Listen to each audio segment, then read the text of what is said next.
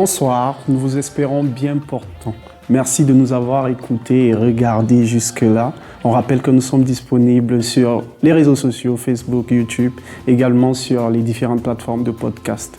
Aujourd'hui, c'est la dernière édition de nos différentes émissions et pour terminer, on ne pouvait pas arriver mieux comme panel, on ne pouvait pas espérer mieux comme personne pour venir partager avec nous ces informations et ces propositions pour aider à la cohésion sociale et un meilleur vivre entre les étudiants subsahariens en Tunisie et les populations autochtones. Parmi ces personnes, nous avons Maître Rafa qui est à mes côtés. Bonsoir et bienvenue. Bonsoir, merci pour cette invitation. Je suis Maître Rafa Ben Mahfouz, avocat à la Cour de cassation et enseignant de droit dans une université privée. Donc, en tant qu'avocat, j'ai pris en charge un nombre de dossiers avec les subsahariens, donc qui portent sur des différentes matières, tantôt civiles que pénales. Et c'est d'où j'ai eu une expérience sur les différents problèmes qui confrontent les subsahariens dans la société tunisienne et les différentes relations qui peuvent exister avec les autorités publiques, l'autorité juridictionnelle, ainsi de suite. Donc, je vous remercie de nouveau. Merci Maître d'être venu chez nous aujourd'hui. Merci pour vous aussi. Et à côté de moi également, on a celui qu'on ne présente plus en Tunisie, du haut de ses nombreuses casquettes, étudiant, responsable d'association. Mais je vais lui laisser le soin de se présenter. Bonsoir Franck et bienvenue. Bonsoir Loïc, je suis très ravi d'être sur votre plateau. Bon, j'accepte la partie étudiant, disons que je suis plus proche de l'univers étudiantin, parce que j'ai terminé mes études, ça fait 4 ans, donc beaucoup plus engagé avec la société civile. Et aujourd'hui, je suis sur votre plateau en tant que directeur exécutif chez Afrique Intelligence et je suis ravi d'être là. Alors, à côté de nous, il nous vient de Tunis. Chris, vous êtes le président de l'association des étudiants et stagiaires congolais en Tunisie. Bonsoir et bienvenue. Bonsoir Loïc et bonsoir à vous derrière vos écrans. Alors, je me présente, je suis Chris Lanzi, étudiant ingénieur à Esprit et président de l'association des étudiants et stagiaires congolais en Tunisie. Je vous remercie beaucoup pour votre invitation. C'est très agréable pour moi d'être avec vous aujourd'hui, d'avoir effectué le déplacement depuis Tunis. Merci d'avoir pris cette longue route pour arriver et venir nous rejoindre ici. J'espère que ça a été le voyage. Oui, ça a été. Ok. Alors, je vais commencer par vous directement parce que là, on est là pour parler un tout petit peu des étudiants et c'est bien que vous soyez des nôtres. Quels sont les problèmes que rencontrent réellement les étudiants ici du point de vue académique? Bon, actuellement, du point de vue académique, bon nombre sont les problèmes que les étudiants rencontrent. Déjà, le souci d'intégration. Parce qu'aujourd'hui, bon nombre d'universités, c'est vrai, ils recrutent beaucoup d'étudiants internationaux, mais déjà, premièrement, ils n'offrent pas de cours de dialecte tunisien à ces étudiants-là. Alors que pour pouvoir s'intégrer au mieux, la première des bases, c'est d'abord la langue, pouvoir communiquer avec l'entourage. Alors l'étudiant, quand il est dans un milieu nouveau, quand il a ce problème déjà de communication, c'est difficile pour lui de pouvoir s'intégrer. Donc voilà un peu s'il y a un problème que moi je classe parmi les premiers, ce serait celui-là, le problème du langage et de communication. Merci Chris. Et là, je me retourne vers vous, Franck.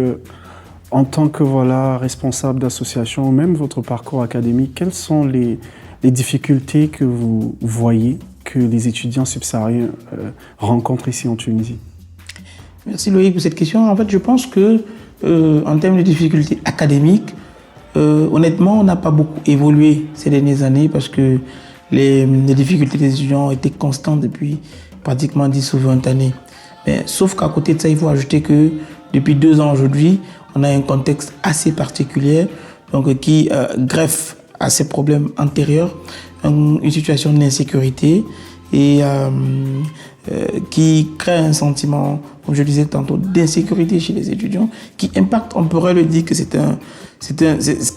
une difficulté périphérique, mais qui impacte de manière très directe la dimension académique de leur séjour ici. Donc, on peut citer entre autres des questions d'intégration, pour être plus précis en termes académiques, des questions d'intégration, des questions même de matching scientifique, parce que beaucoup d'universités, peut-être surtout pour ceux du privé, il n'y a pas forcément un alignement avec les curricula dans les différents établissements. La question aussi de la langue, mais de toutes les façons, aujourd'hui, je pense que au-delà de la dimension académique, les véritables problèmes auxquels sont confrontés les étudiants internationaux en Tunisie sont beaucoup plus d'ordre sociaux et, je dirais, administratifs. Merci Franck.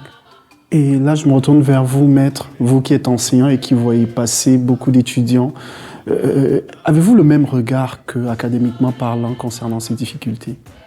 Oui, les difficultés avec les étudiants subsahariens, bon, pour nous, le corps d'enseignants n'a pas vraiment des difficultés sérieuses parce qu'il y a tout se passe, mais je pense que les difficultés des étudiants subsahariens ne sont pas dans la salle de classe ou dans l'université en elle-même, ce sont en dehors de l'université. Donc en dehors de l'université, dans la société, ce sont les problèmes de l'information. Peut-être l'information arrive tard ou arrive mal aux étudiants subsahariens, de telle sorte qu'ils se trouvent parfois dans des situations indésirables à cause qu'ils n'ont pas accompli des procédures administratives ou bien ils n'ont pas réglé une situation procédurale à cause qu'ils ne connaissent pas. Donc le premier problème, c'est le problème de l'information et c'est le rôle des associations qui œuvrent en la matière dans cette situation pour régler la situation, mais aussi c'est le problème, c'est le rôle des universités pour charger des accompagnants pour montrer aux étudiants subsahariens qu'est-ce qu'il faut faire. En deuxième lieu, le problème au niveau de la communication. Donc, je remarque toujours que vraiment la communauté subsaharienne est une communauté isolée qui ne préfère pas échanger avec les étudiants tunisiens. Et je remarque toujours qu'il y a dans la même salle deux catégories, deux places, une paillasse pour les étudiants subsahariens, une deuxième paillasse pour les étudiants tunisiens, de telle sorte que je vois que c'est juste comme si je ne suis pas dans la même classe et les étudiants tunisiens demandent en général des explications supplémentaires ou des explications autres que les étudiants subsahariens, alors que les étudiants subsahariens, parfois en utilisant quelques concepts ou quelques jargons, ils se trouvent pour demander qu'est-ce que je me rappelle bien que j'ai fait un cours en droit de l'environnement et je parle de le droit de la construction et quelles sont les zones constructibles et les zones non édificantes, c'est-à-dire les zones où on ne peut pas édifier des constructions. En ce moment-là, j'ai utilisé deux concepts qui sont très normaux chez nous, l'oued et la sapra, mais je n'ai jamais pensé que j'ai besoin d'expliquer à quelqu'un qu'est-ce que c'est-à-dire oued ou sapra. Mais voilà, les étudiants subsahariens ont demandé d'arrêter le cours pour expliquer qu'est-ce que c'est-à-dire oued ou sapra. Donc le problème est un problème culturel. Et vous savez bien, pour expliquer oued ou sapra, il y a une difficulté. C'est comment les expliquer parce que je pensais que je parle à des étudiants qui savent qu'est-ce que c'est-à-dire oued ou sapra, mais en fin de compte, il y a une autre appartenance culturelle qui peuvent ne pas connaître qu'est-ce que c'est-à-dire, parce que ce sont des mots, c'est vrai que ce sont des mots qui viennent des dictionnaires arabes, mais aujourd'hui ce sont des mots fréquemment utilisés et reconnus par tous les dictionnaires français, et de telle sorte, et ensuite avec la communication en dehors de la salle de classe, avec mes amis subsahariens, j'ai compris que cette distinction dans un milieu géographique différent n'a pas même de sens. D'accord. N'a pas même de sens. Merci maître. Et on retient l'information et peut-être la communication. Et je vais rapidement revenir vers vous Franck. Et j'aimerais savoir, parce qu'à entendre maître, on voit un fort lien entre les difficultés qui sont liées à l'intégration et peut-être le côté culturel. Quelle est votre vision dessus? Est-ce que forcément pour être intégré dans ce sens, il faut réellement s'accaparer en quelque sorte la culture tunisienne? Je le disais tout à l'heure, je ne vais pas peut-être prêter attention, j'ai fait allusion au fait que ces 10 ou 20 dernières années, on n'a pas trop évolué au niveau des problèmes académiques parce que jadis, on avait conçu le fait que à côté de l'univers social quotidien, le domaine académique bénéficiait d'une bulle, qui avait une bulle académique qui était la bulle du savoir, qui faisait que l'étudiant pouvait s'épanouir là. Et généralement, lorsqu'il y avait des revendications ou même des discussions, la dimension académique n'était pas trop mise en avant parce qu'on se disait finalement, on parle du français dans les universités, c'est le langage de la science, donc ça va plus vite. Avec des détails comme ceux qu'évoque Maître Rafa, on comprend très vite que l'évolution du contexte social de ces dernières années influence davantage et de plus en plus l'interaction, même jusqu'au campus. C'est là que je souligne la dimension sociale. Aujourd'hui, on est dans un contexte où, lorsqu'on parle d'étudiants internationaux, c'est une figure de style, parce qu'en réalité, c'est des étudiants subsahariens noirs africains. Donc il y a cette forte consonance ou bien cette forte problématique de la race. Et on sait bien que avec les vagues de violence qu'on a vécues récemment en Tunisie, on a toujours un lien, même si on parle de migrants, population d'accueil, il y a toujours un lien très très proche avec la conception raciale. Donc on voit très bien que cette bulle académique, jadis protégée par le sacro-saint principe de l'académicité ou de la science qui permettait à mettre les hommes sur le même piédestal pour la conquête du savoir, aujourd'hui elle se trouve pénétrée, percée par l'influence sociale, la perception, le rapport avec le migrant, le rapport avec l'inconnu. Et aujourd'hui, malheureusement, c'est un rapport qui est tributaire de comment on identifie le migrant, de comment on identifie le noir aujourd'hui. Il faut se le dire carrément. C'est la raison pour laquelle, justement, la question que vous posez lorsqu'on est subsaharien, ça concerne plus les étudiants nord-africains qui se sentent soit en insécurité, soit non intégrés, soit non respectés, soit non pris en considération, ou soit tout simplement non épanouis. Merci. Et donc, si je comprends bien, et je rebondis vers vous, Christ, ce qui se passe réellement, c'est comment est-ce qu'on réussit à entrer dans la culture tunisienne. Et j'aimerais savoir, vous, au niveau de l'Association des étudiants et stagiaires congolais en Tunisie, ou même peut-être vous en tant qu'étudiant, comment est-ce que ça se passe chez vous? Déjà, est-ce que vous vous sentez intégré en Tunisie? Bon, très honnêtement, j'en suis à ma 3e année ici en Tunisie. Je ne suis pas vraiment pleinement intégré en Tunisie, mais j'essaye de m'intégrer, car ça serait favorable pour moi pour la suite de mes études. Maintenant, concernant l'association par rapport à mes communautaires, pour rebondir un peu sur ce que le maître a dit, généralement, il y a plusieurs étudiants qui me disent, voilà, en classe, il y a un peu 2 cours en fait. Il y a un moment, le prof qui s'adresse aux étudiants tunisiens, et ensuite, le prof s'adresse aux étudiants internationaux ou subsahariens. Parce que les étudiants tunisiens, souvent, ils ont plus de facilité à comprendre quand on leur parle en arabe. Et les subsahariens, plutôt, quand on leur parle en français.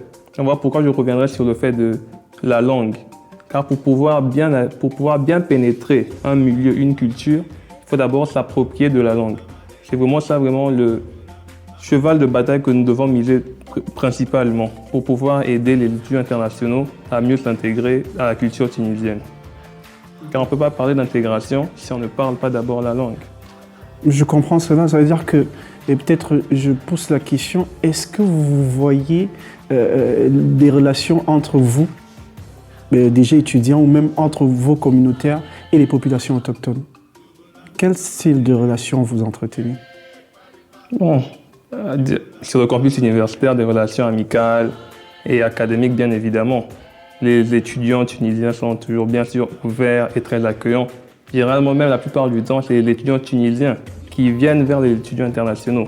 Il y a aussi ce problème-là au niveau des étudiants subsahariens qui ont du mal à s'ouvrir aux étudiants tunisiens. Souvent, ils restent dans leur coin, entre eux, les internationaux. Alors que nous devons pousser nos étudiants aussi à aller vers les Tunisiens pour pouvoir mieux s'intégrer, pour que nous formons tous un seul bloc homogène. Merci Chris. Et là, je me retourne vers vous, maître, en tant que Tunisien même, ou en tant qu'enseignant. Qu'est-ce que vous avez vu? Comment est-ce que vous voyez les relations entre les étudiants subsahariens en Tunisie, ou plutôt, comme Franck disait tout à l'heure, les étudiants noirs africains en Tunisie et les populations autochtones?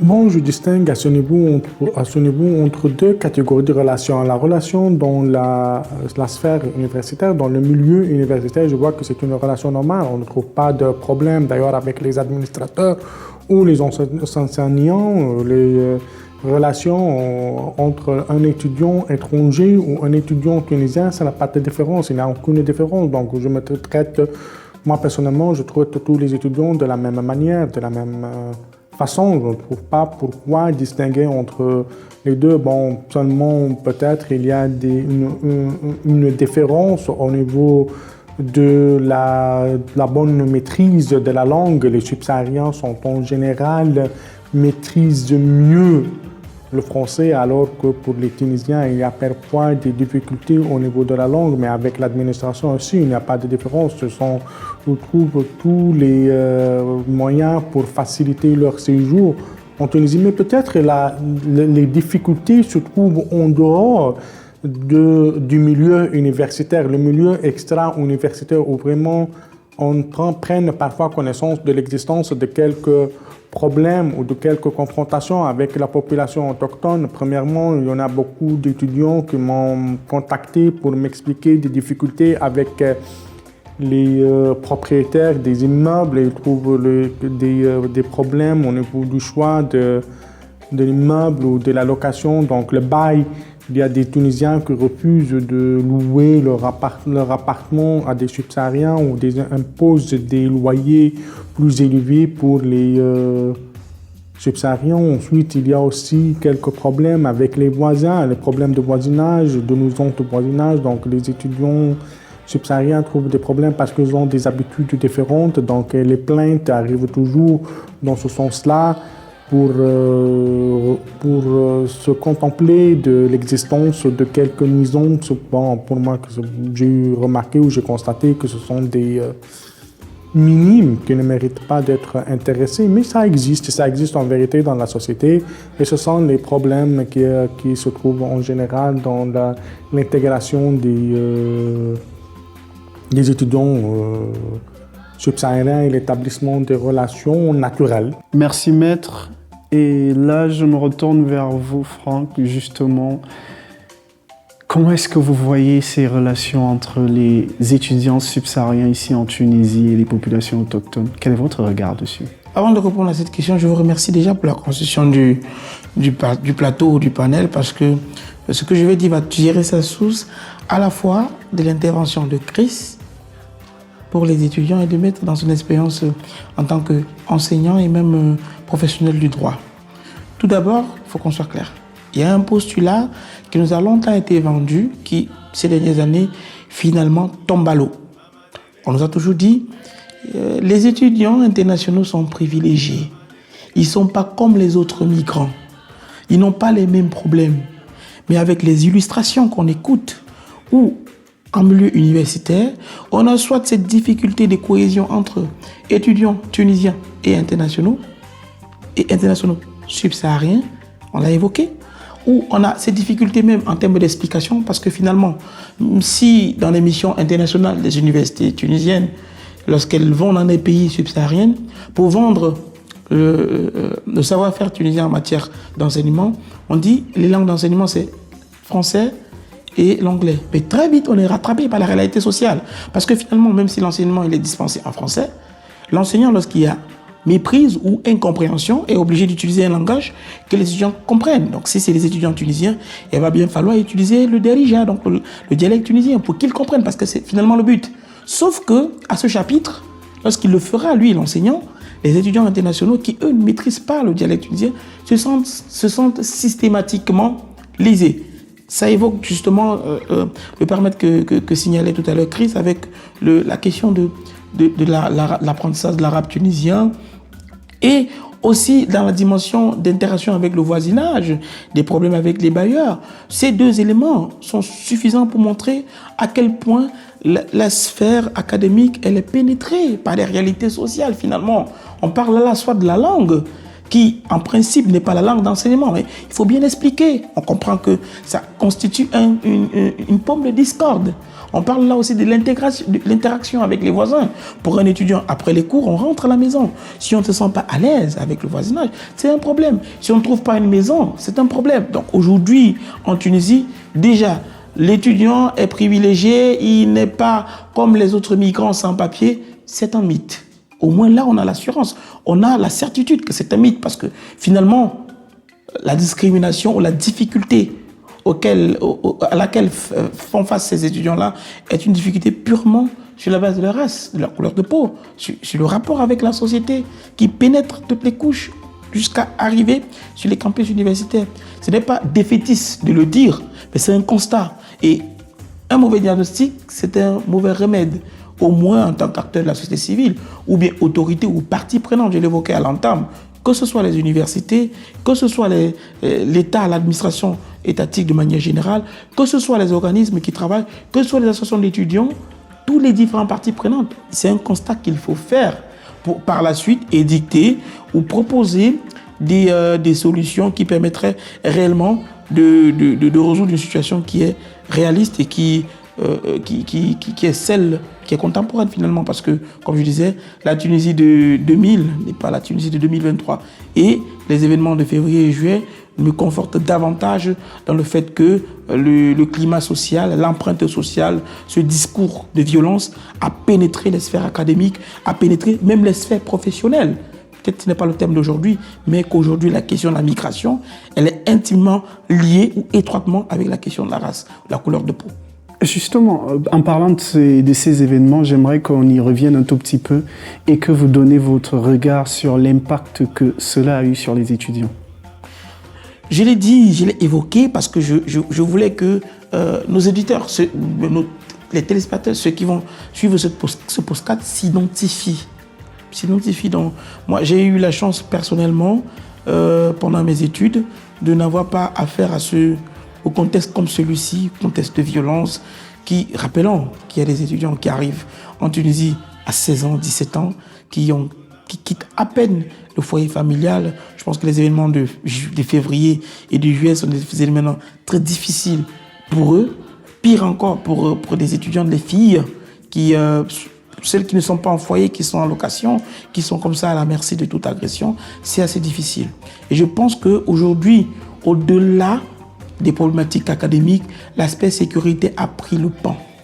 Il se pose plus la question, est-ce que je suis en sécurité en Tunisie? Elle passe avant la question, est-ce que l'enseignement en Tunisie, il est bien? Parce qu'avant, c'était ça. Moi, je me rappelle quand je quittais le Cameroun, je me disais, est-ce qu'en Tunisie, c'est bien? Je me documente sur les réseaux, sur l'Internet, je vois le classement, parce que la Tunisie, en termes d'enseignement francophone, dans le monde et même en Afrique, a toujours caracolé en tête des pays des meilleures destinations. Donc c'était vraiment ça le premier critère. Mais aujourd'hui, les familles qui font venir les étudiants se demandent, est-ce que la Tunisie est sûre pour mon enfant? Vous voyez qu'on a transposé un peu et ça témoigne à suffisance que le souci académique, il est passé en second plan. On est dans un souci plus sécuritaire, social, d'épanouissement. Merci Franck. Et là, je reviens vers vous, Chris.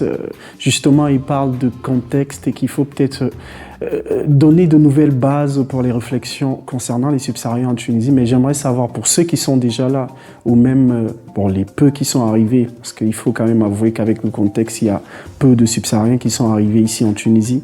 Qu'est-ce qui est fait pour les aider, que ce soit socialement, que ce soit du point de vue sécuritaire, ou quelles sont les initiatives que vous aimeriez voir mettre sur place pour justement un meilleur épanouissement de ces étudiants en Tunisie?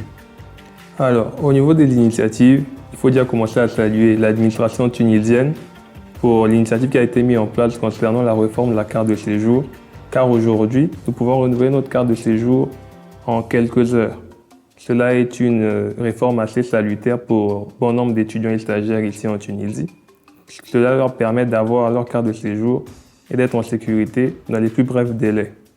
Et j'ai eu à également expérimenter moi-même la nouvelle réforme et voilà ma carte que j'ai eue en moins de 3 heures. Aussi, comme autre initiative, dans mon établissement chaque année, un mois d'intégration est organisé pour permettre aux étudiants étrangers, aux étudiants tunisiens de se retrouver autour d'activités pendant tout un mois, avec des activités sportives et des activités culturelles, ce qui facilite l'intégration et la communion culturelle. Aussi, pour parler d'initiatives qu'il faut prendre, nous pourrons par exemple parler de nous en tant qu'association, comme tunisienne et à la fois subsaharienne, nous devons essayer d'ouvrir nos activités au vis-à-vis.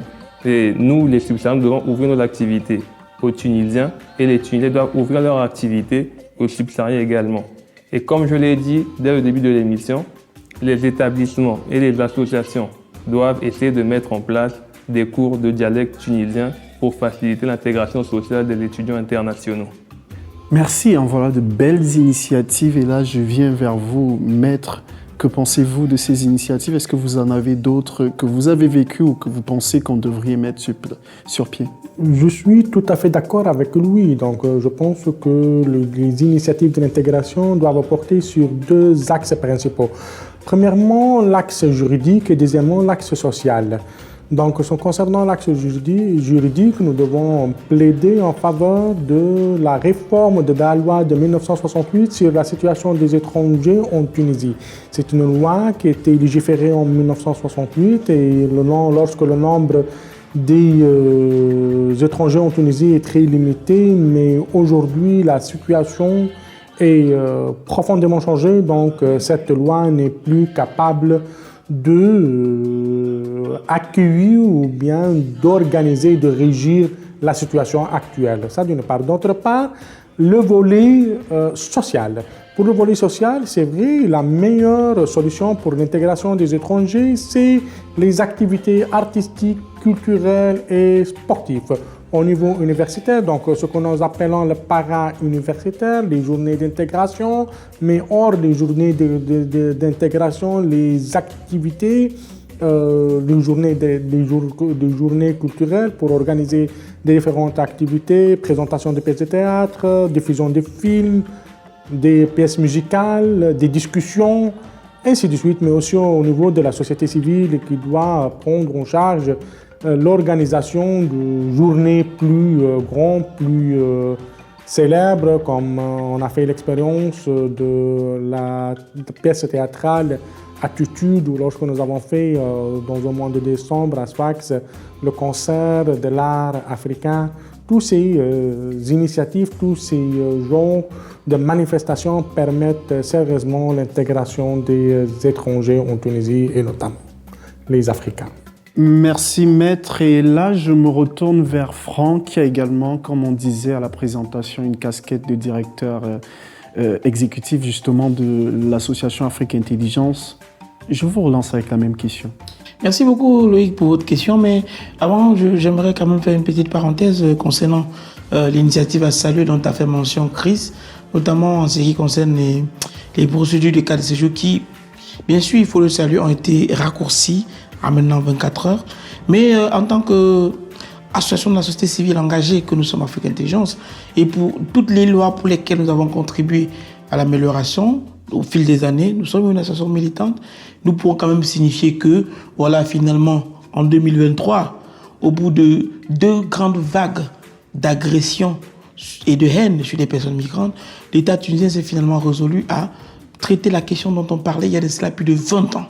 Ça montre quand même en suffisance qu'il y avait plus un besoin de volonté qu'une disposition logistique ou matérielle. Ça, on salue, mais on espère que l'État ne s'arrêtera pas là. Parce que finalement, l'État, à la clé, a beaucoup de problèmes. Il suffit juste qu'il y ait la volonté et qu'on avance. Il ne faut pas attendre, se retrouver dos au mur, avoir des personnes, des morts, avoir des situations compliquées pour finalement prendre la décision qui devait être prise depuis. Parenthèse fermée, je reviens assez gentiment à votre question initiale au niveau des initiatives. Il est clair aujourd'hui que, conformément au contexte qu'on a, les initiatives, aussi bien celles énumérées par Christ que par Maître, sont à multiplier. Nous-mêmes, Afrique Intelligence, nous sommes une association qui travaille dans la cohésion sociale. On a fait des actions de cohésion sociale, notre credo, du moins notre axe principal. Nous sortons quand même sur 2022 avec pratiquement 3 projets exclusivement orientés et dédiés à la cohésion sociale. Que ce soit des camps de cohésion sociale, des pièces théâtrales, des cours de langue d'arabe tunisien.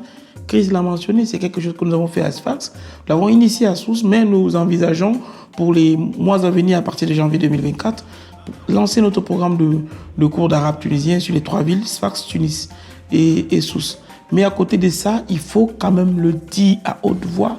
Aujourd'hui, l'une des plus grandes responsabilités dans le suivi de l'étudiant international étranger en Tunisie revient aux établissements.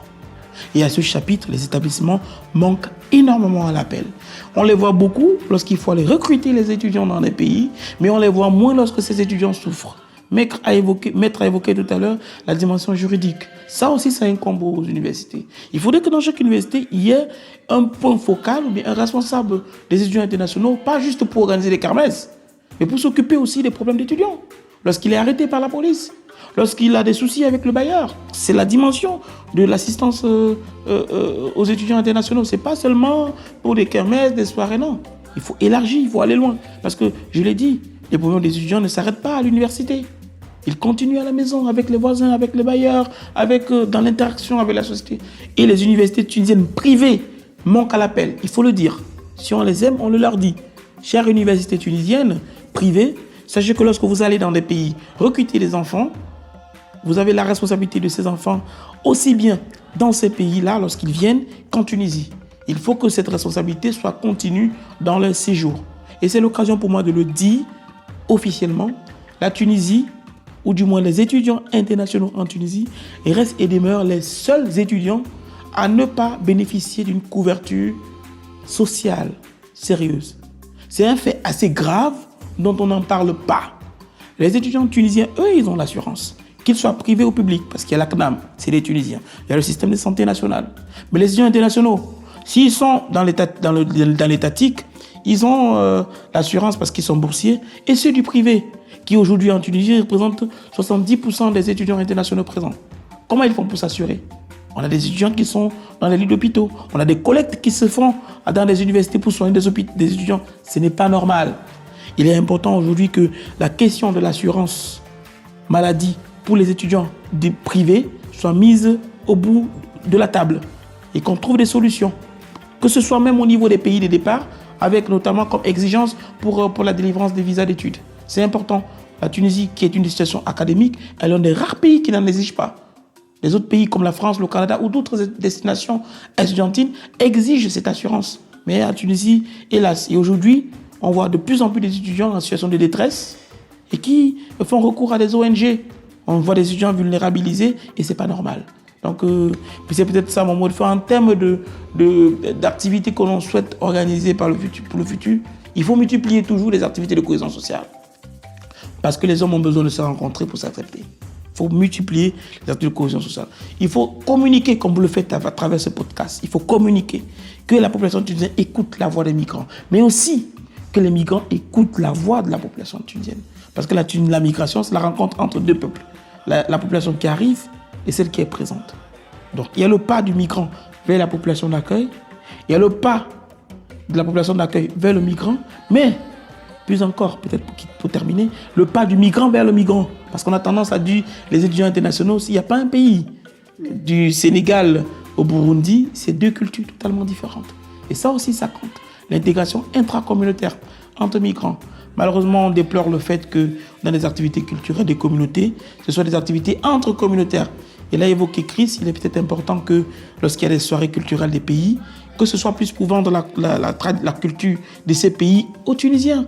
Ça ne sert à rien d'avoir une soirée culturelle des étudiants camerounais et on a dans la salle que des Camerounais. Parce que finalement, ils connaissent la culture camerounaise. Donc, il va falloir vraiment sortir de ces zones de confort et intéresser davantage la cible tunisienne et responsabiliser les universités et faire comprendre que le climat qui règne dans les salles de classe incombe à l'université. Il ne faut pas qu'on ait, lorsqu'il y a des problèmes d'étudiants, les étudiants tunisiens, ils vont dans un bureau, c'est vite résolu.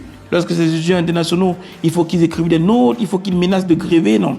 Il faut qu'il y ait un traitement vraiment équilibré et qui n'est pas discriminatoire et qu'ils encouragent cet esprit-là dès la rentrée, comme l'a dit Chris, et qu'il y ait une ambiance bon enfant dans les universités. Peut-être faire des étudiants tunisiens les ambassadeurs du vivre ensemble dans la société tunisienne. Peut-être c'est aussi une voie que ces étudiants tunisiens-là, du haut de leur interaction avec les camarades internationaux, puissent dans les quartiers dire et dans les maisons, non, finalement, c'est des bonnes personnes, on a intérêt à les ouvrir les bras. C'est aussi une solution. Et à cette solution-là, les universités privées ou les universités de manière générale ont une très grande responsabilité. Merci Franck.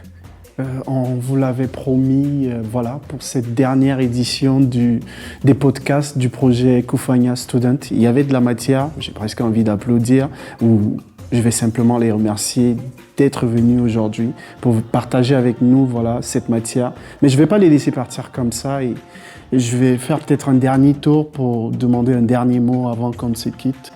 Je veux dire enfin que la cohésion, l'intégration des immigrés est une affaire indispensable. Il faut le faire. Ce n'est pas une option ou un ajout ou un surplus pour... Non, non, c'est une indispensabilité. Il faut le faire. C'est une obligation. Sinon, on va aller vers des destinations qu'on ne le souhaite pas. Il faut vulgariser tout le monde pour éviter les discours de la haine, le discours de la ségrégation. C'est ça le problème fondamental pour que nous arrivions à protéger et à consacrer une société cohérente et solidaire. Merci, merci maître. Chris? Alors, je pense que en tant qu'Africains, tant les subsahariens que les Tunisiens, nous avons tout à gagner à vivre ensemble, à vivre dans la cohésion. Et nous avons pour cela toutes les clés entre nos mains et tout intérêt pour ça, tant économique, socio-culturel ou académique. Il nous suffit de mettre un peu d'effort pour y arriver. Merci Chris. Franck? Merci beaucoup Loïc. Mon mot de fin peut-être, après avoir parlé de l'État tunisien, des différentes parties prenantes des universités, mon mot de fin peut-être s'adresserait beaucoup plus aux étudiants internationaux cette fois-ci. D'être résilients, de ne pas baisser les bras.